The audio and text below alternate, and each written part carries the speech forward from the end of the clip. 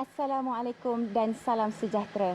Ramai orang di luar sana yang masih menganggap bahawa mahkamah syariah tidak begitu efisien dan tidak begitu mesra sama seperti mahkamah sivil. Namun hakikatnya, mahkamah syariah berbeza dari sudut perundangan, bidang kuasa mahupun pelaksanaan hukuman. Jadi, bersama dengan saya, Nurul Fazilah Kamaluddin, 30 minit akan membawa anda semua dari bilik bicara Kamar Mahkamah Syariah terus ke pentas bicara fail syariah pada malam ini dengan tajuk Kenali Mahkamah Syariah.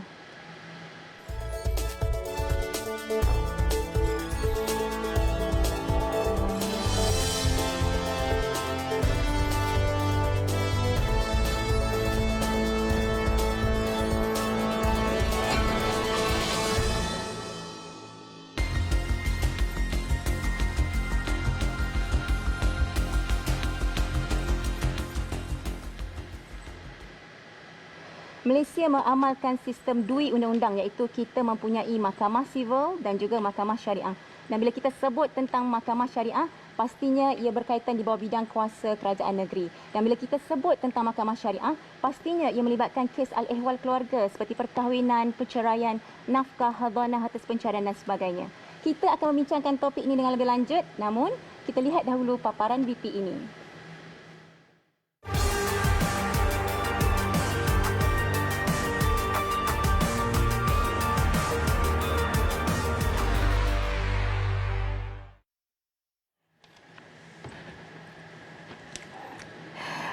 Jadi untuk membincangkan topik ini dengan lebih lanjut, pastinya saya tidak keseorangan pada hari ini kerana saya bersama dengan tetamu undangan yang saya sangat hormati dan saya sangat sanjungi, iaitu bersama dengan saya Yang Arif Datuk Muhammad Amran bin Mat Zain yang merupakan Hakim Mahkamah Rayuan Syariah Jabatan Kehakiman Syariah Malaysia. Assalamualaikum Datuk. Waalaikumsalam. Apa khabar? Alhamdulillah. Alhamdulillah, kabar baik. Terima kasih kepada Datuk kerana sudi hadir ke program Bual Bicara kita pada malam ini. Dan untuk makluman Datuk, program Bual Bicara kita pada malam ini adalah buat julung kalinya program yang telah diadakan di bawah kelolaan Jabatan Kehakiman Syariah Malaysia. Dan ini merupakan episod yang pertama Datuk. Dan kita akan bersiaran selama 13 minggu berturut-turut secara siaran langsung. Terima kasih sekali lagi Datuk. Baik, tanpa melengahkan lagi waktu kita terus kepada topik perbincangan kita pada malam ini iaitu berkenaan dengan bidang kuasa. Jadi mungkin Datuk boleh jelaskan serba sedikit berkenaan dengan bidang kuasa yang telah diperuntukkan kepada Mahkamah Syariah. Bismillahirrahmanirrahim. Terima kasih banyak kepada acara.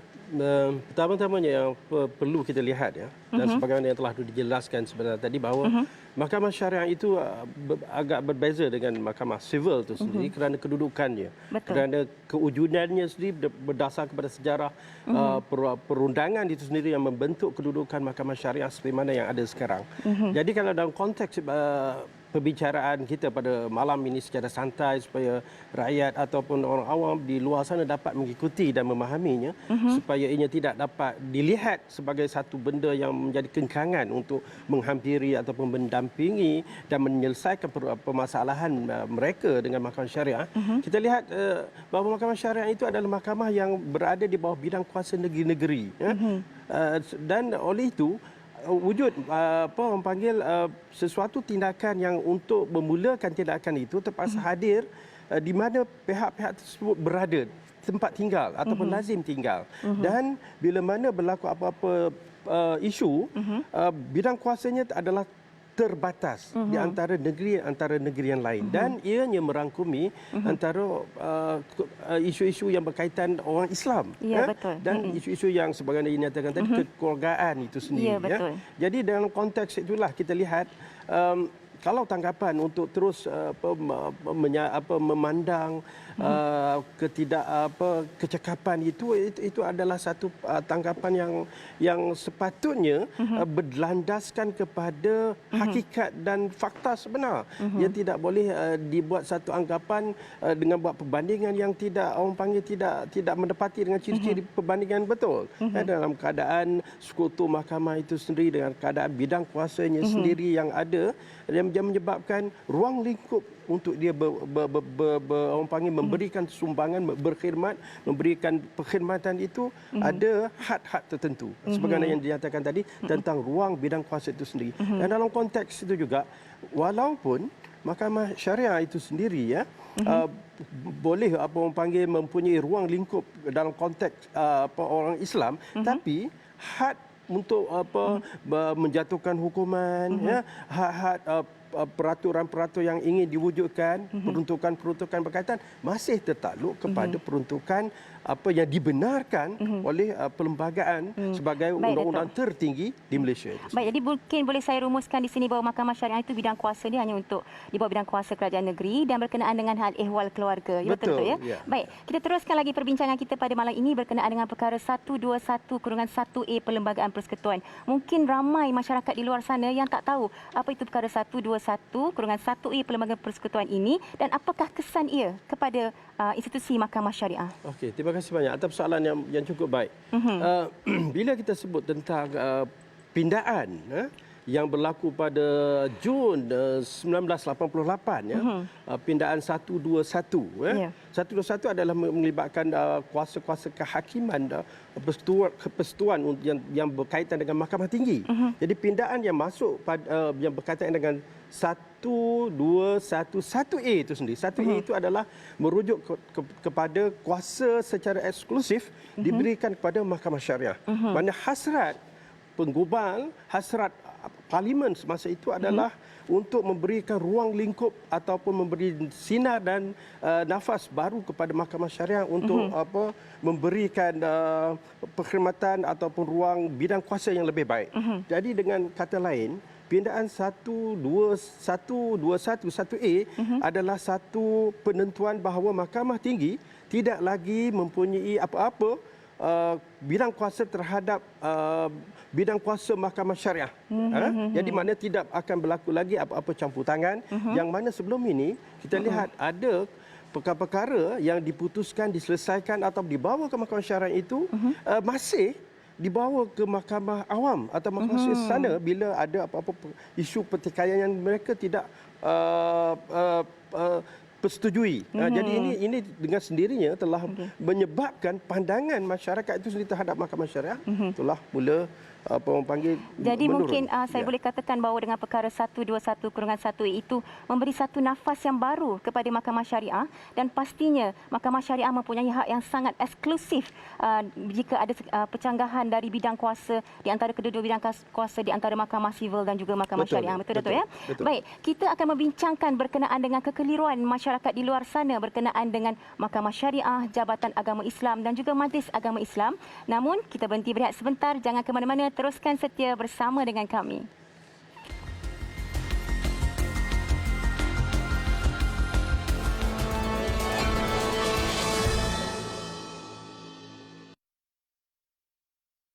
Ini zakat aku yang terakhir lepas aku diberhentikan kerja.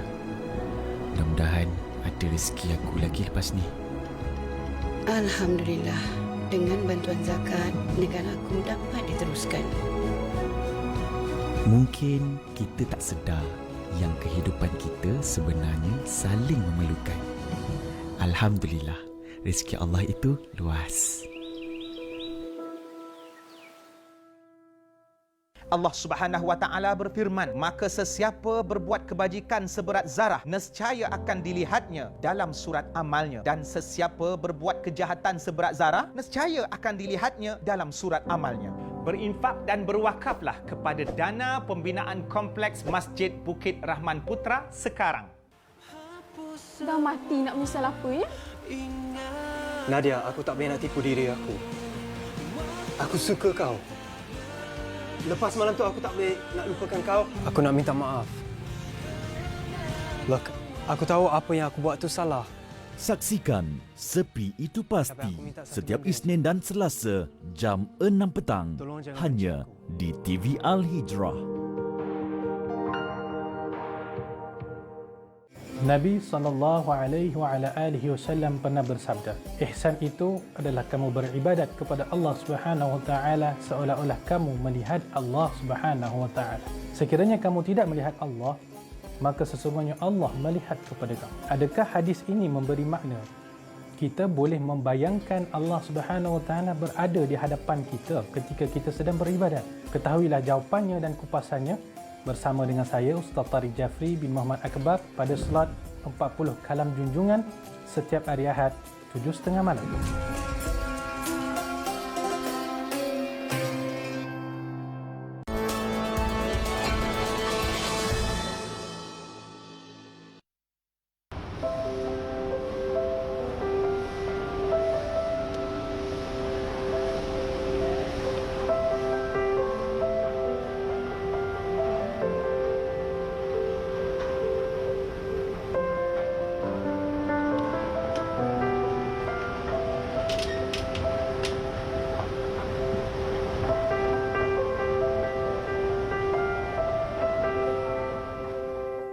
Ish, macam mana nak uruskan perceraian ni? Susah betul lah. Tanya orang ni tak tahu. Tanya orang tu pun tak tahu. Macam mana nak buat benda ni? Nak pergi mana pun tak tahu. Heish. Allahu Akbar.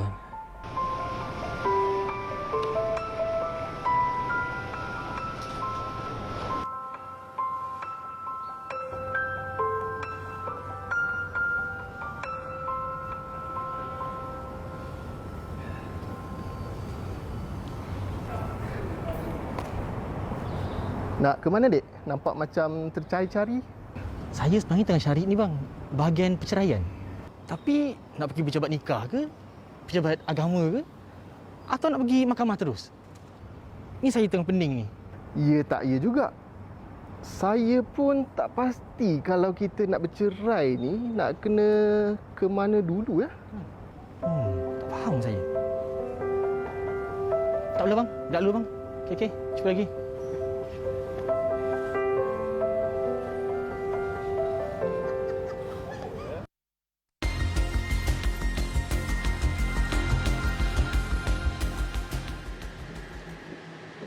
Itu dia VT yang dapat kita lihat sebentar tadi. Kalau kita tengok tadi Datuk, masih lagi ada masyarakat di luar sana yang masih lagi rasa keliru. Nak pergi mana satu? Nak pergi Mahkamah Syariah ke, Jabatan Agama ke, Majlis Agama Islam ke dan sebagainya. Jadi merujuk pada topik perbincangan kita pada malam ini, apakah fungsi Mahkamah Syariah, Jabatan Agama Islam dan juga Majlis Agama Islam? Okey, terima kasih. Satu persoalan yang baik untuk kita leraikan. Walaupun pun di kesempatan ini mungkin saya akan sentuh perkara-perkara yang penting saja. Di mana kalau kita lihat fungsi Jabatan Agama itu dia berkaitan dengan perkara-perkara untuk memang fungsinya banyak, tapi dalam konteks yang lebih relevan dengan apa yang kita perkatakan ialah untuk merekodkan butiran, mengeluarkan sijil surat perkahwinan, surat perceraian, tapi isu-isu yang berbangkit yang menjadi pertikaian, perkara-perkara yang menimbulkan persoalan yang melibatkan pihak-pihak mencari penyelesaian, itu akan pergi ke mahkamah. So dalam konteks itu juga kalau kita lihat tadi, kalau yang melibatkan perceraian itu sendiri, maknanya benda-benda ini harus terus pergi ke mahkamah. Terus pergi mahkamah. Tapi dalam konteks itu juga Jabatan Agama dalam di bawah bidang kuasanya ada juga yang berkaitan dengan kaunseling. Jadi yang inilah menjadi kebanyakan kekhilafan bila pergi ke Jabatan Agama dan proses kaunseling yang diambil tersebut memakan masa yang tertentu, dan dia beranggapan itu adalah satu proses untuk perceraian. Tapi itu adalah satu saluran yang tidak tepat. Betul. Proses di mahkamah ialah untuk menyelesaikan isu-isu yang berbangkit tentang isu perceraian itu sendiri. Dan kita pun sedia maklum, mahkamah mempunyai beberapa bentuk perceraian yang harus dikenal pasti dan melalui prosedur-prosedur tertentu. Jadi benda ni memang kena jelas. Jabatan Mufti memang kita sedia maklum ada peranan untuk mengeluarkan fatwa-fatwa dan memberikan panduan peringatan pada masyarakat umum. Baik. Jadi maknanya Mahkamah Syariah ni lebih kepada perundangan. Betul. Dan mungkin saya boleh tambah sedikit bahawa Mahkamah Syariah ini ada satu entiti yang berbeza dengan Jabatan Agama Islam dan juga Majlis Agama Islam. Maka ia bergerak dengan sendiri. Maknanya ada dua benda yang berbeza. Baik Datuk, seterusnya adalah berkenaan dengan mengapa masih terdapat segelintir masyarakat yang berpandangan bahawa proses Mahkamah Syariah ini mengambil masa yang terlalu lama. Ini satu bagi saya adalah satu persoalan yang sering bermain di minda masyarakat di luar sana. Mereka sering tertanya-tanya kenapa Mahkamah Syariah ini sering tertangguh, sering terlambat, sering tergendala dan sebagainya. Mungkin Datuk boleh kongsikan dengan penonton-penonton di rumah? Ya, terima kasih. Ini satu perkara yang baik yang perlu diberikan penjelasan.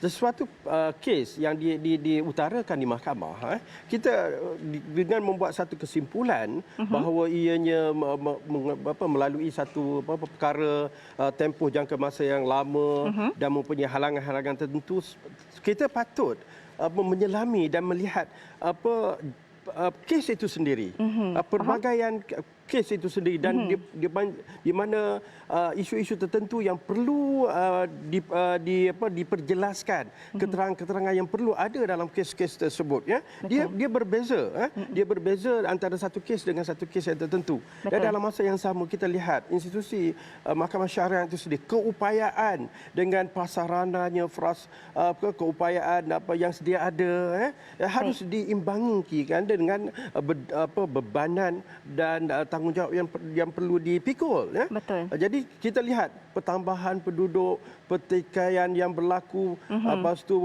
peningkatan kompleksiti kes itu sendiri, jenis-jenis kes itu untuk diselesaikan mungkin dalam satu-satu keadaan daerah ataupun negeri tertentu, dia begitu terhad. Baik.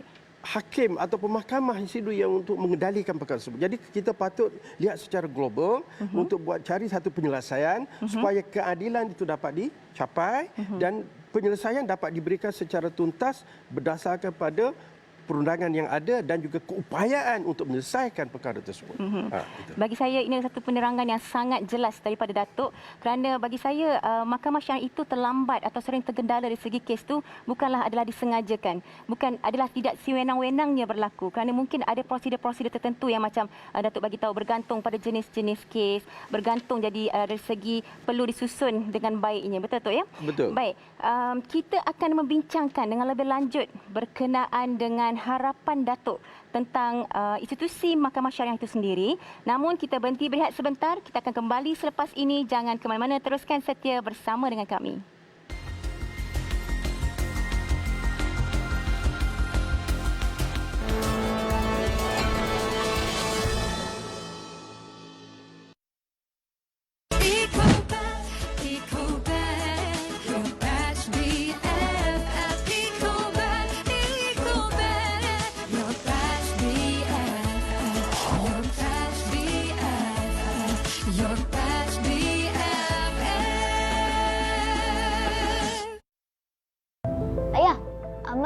RM2 boleh? Ambil duit. Sesungguhnya sedekah tidak akan mengurangi harta. Hadis riwayat Muslim. Tunggu apa lagi? Ayo perbanyakkan amalan sedekah dengan berinfak dan berwakaf kepada dana pembinaan bangunan baru Surau Al-Jannah Seksyen 23 Shah Alam sekarang. Jom berdakwah dengan bersedekah melalui Yayasan Maghfirah. Sedekah anda akan diberikan kepada anak yatim, ibu tunggal, orang kurang upaya, asnaf, pelajar tahfiz dan IPT, peniaga kecil serta mereka yang memerlukan dari segenap lapisan masyarakat.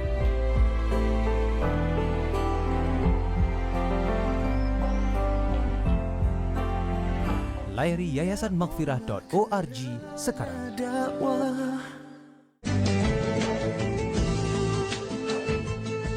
Mu'tazilah ini mengandalkan rasional lebih daripada nas.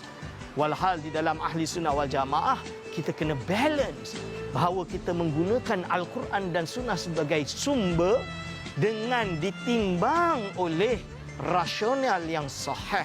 Golongan yang berada di dalam kebenaran yang dikenal hari ini sebagai ahli sunnah wal jamaah. Terima kasih penonton TV Al-Hijrah setia bersama kami sepanjang 2021. Selamat Tahun Baharu 2022.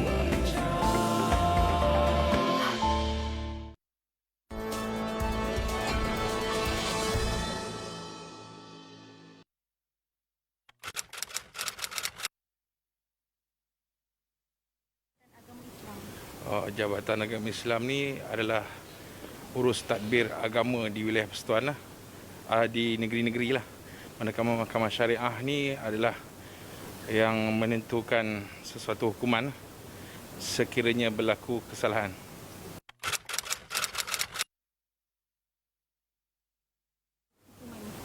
Untuk masa sekarang ni tak memada rasanya. Dia kena lebih sikit. Macam ada yang diperbahaskan di parlimen dulu kata nak dinaikkan. Itu yang terbaiklah. Mudah-mudahan dengan dinaikkan tu ada kesedaran daripada pihak masyarakat supaya tak melakukan kesalahan syariah.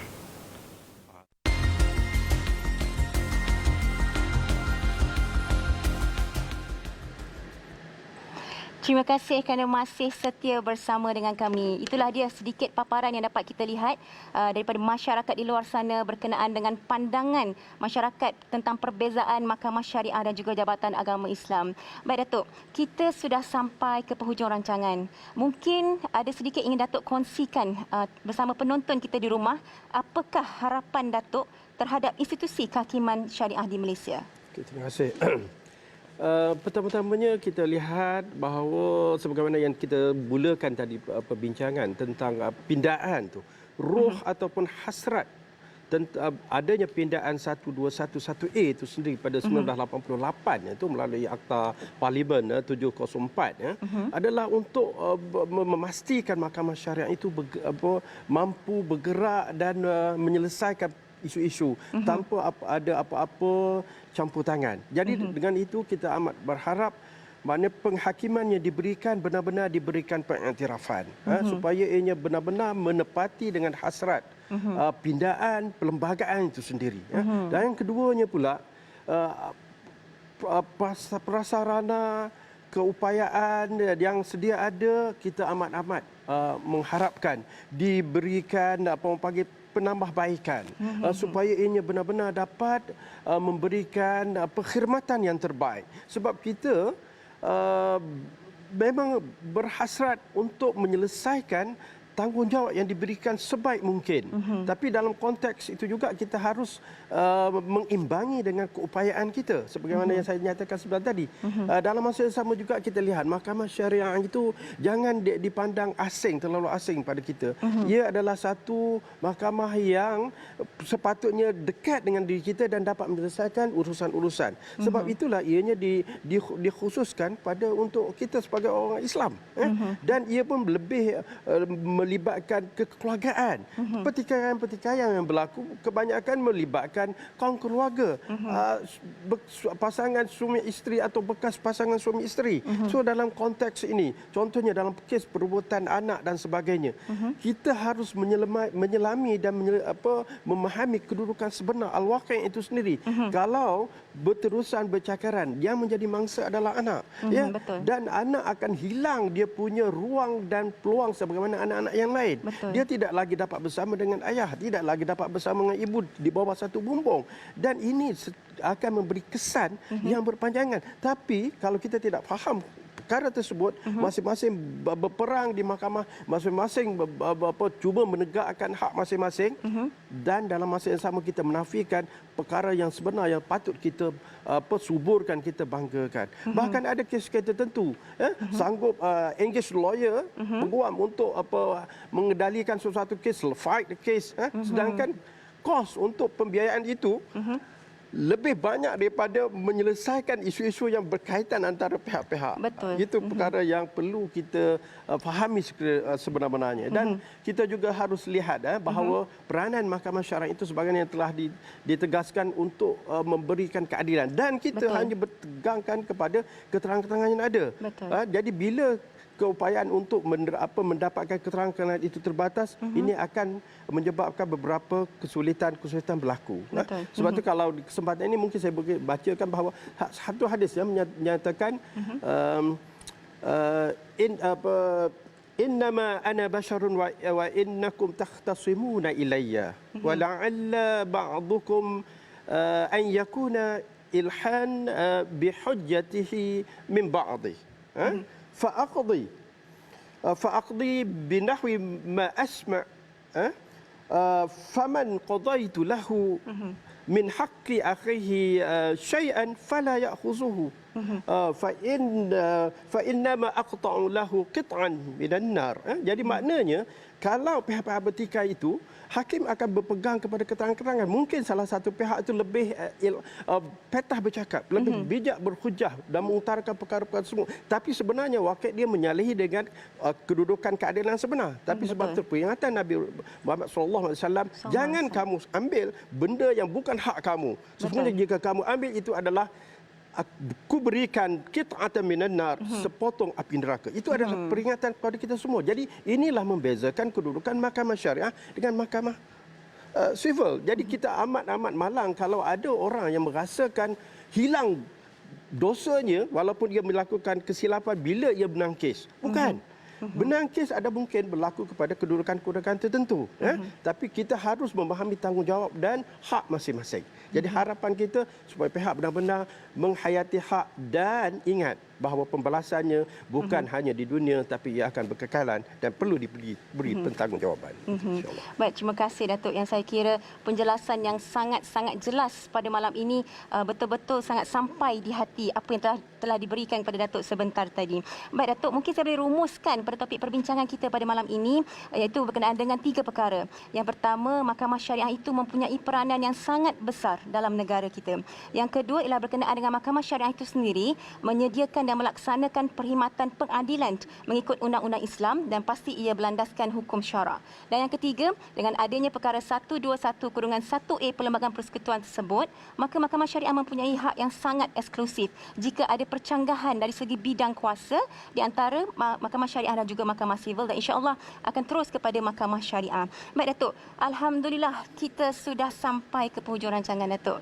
Terima kasih banyak-banyak kepada Datuk yang saya kira penjelasan yang sangat jelas, sangat membantu dan dapat menghuraikan segala persoalan yang ada dalam minda masyarakat di luar sana. Dan yang pastinya Datuk, dengan penjelasan Datuk pada malam ini, saya pasti masyarakat di luar sana akan rasa hilang gerun terhadap mahkamah syariah. Kerana dengan penjelasan Datuk yang sangat detail atau terperinci ini, insya-Allah mudah-mudahan akan membantu mereka dan juga dapat mereka mengetahui berkenaan dengan fungsi mahkamah syariah itu sendiri, dapat tahu fungsi Jabatan Agama Islam dan juga fungsi Majlis Agama Islam Datuk. Insya-Allah. Baik Datuk, mungkin pada malam ini juga Datuk, insya-Allah kita akan bersiaran pada ketika hari dan waktu yang lain, dan terima kasih banyak-banyak kepada Datuk kerana sudi hadir kepada program bicara kita, bicara fail syariah pada malam ini, dan insya-Allah jika tiada aral, ada rezeki, kita akan bersiaran bersama-sama lagi Datuk. Terima kasih banyak-banyak. Jazakallahu khairan katsira. Terima kasih banyak-banyak. Baik, kepada anda semua di rumah, insya-Allah kita akan menghidangkan pelbagai lagi topik yang menarik pada minggu yang akan datang, iaitu kita akan bersiaran selama 13 minggu berturut-turut secara siaran langsung. Dan insya-Allah kepada anda semua, kita akan pada minggu hadapan kita akan membincangkan topik yang sangat menarik, iaitu limitasi umur perkahwinan. Dan jika anda ingin turut serta bersama dengan kami bersiaran pada minggu hadapan, anda boleh terus menghubungi kami dan membuat panggilan di 03-227-60144. Saya ulangi semula, 03-227-60144. Maka dengan itu berakhirlah program Bicara Fail Syariah kita pada malam ini, dan jangan lupa temu janji kita pada hari dan waktu yang sama. Dan saya Nurul Fazilah Kamaluddin, jangan malu ambil tahu. Assalamualaikum warahmatullahi wabarakatuh. Assalamualaikum.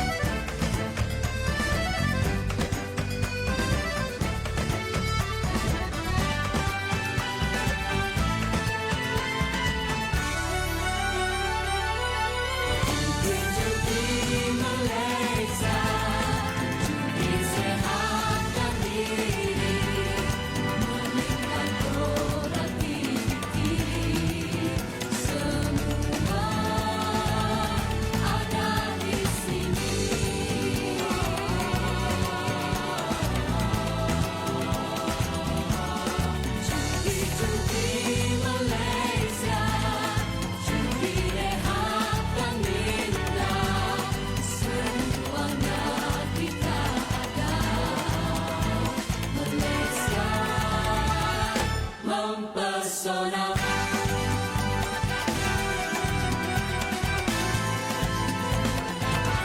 Cuti-cuti Malaysia.